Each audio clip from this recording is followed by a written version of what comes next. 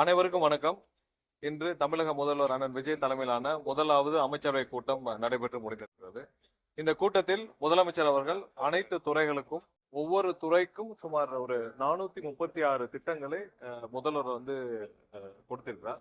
ஒவ்வொரு துறைக்கும் என்னென்ன இலக்கு, அதாவது எதை நோக்கி அவங்க பயணிக்கணும் அப்படின்னு ஒரு இலக்கை நிர்ணயிச்சிருக்கிறார்.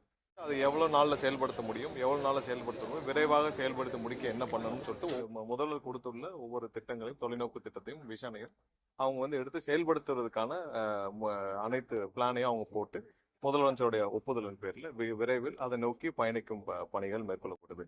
இதுல பாத்தீங்கன்னா இளைஞர்கள் மேம்பாடு, இளைஞர்களுடைய முன்னேற்றம், பெண்கள் மகளிர் மேம்பாடு மற்றும் விவசாயிகளின் வளர்ச்சி மற்றும் மீனவர்களின் வளர்ச்சி மற்றும் நல்ல ஒரு ஆட்சி, அதாவது லஞ்ச லாவணி மற்றும் நல்ல ஒரு ஆட்சி, போதை இல்லாத தமிழகம் மற்றும் அனைத்து துறைகளுக்கும் இதே மாதிரியான ஒரு தொலைநோக்கு பார்வையுடன் முதலமைச்சர் அவர்கள் வகுத்து கொடுத்திருக்கார். மொத்தம் 436 திட்டங்கள் கொடுக்கப்பட்டுள்ளது. இது எல்லாமே எங்களுடைய தேர்தல் வாக்குறுதிகள் கொடுக்கப்பட்டதை சேர்த்து மொத்தம் 436. குறிப்பாக அனைத்து அமைச்சர்களுக்கும் இதை டீட்டெயிலா அசஸ் பண்ணி எப்படி செயல்படுத்த வேண்டும் என்று அதை விரைவாக முழு அளவிலான திட்ட வடிவங்களை கொண்டு அதுக்கப்புறம் முதல்வருடைய ஒப்புதலின் பேர்ல செயல்படுத்தும் வேலைகளை அவர்கள் துவங்குவார்கள்.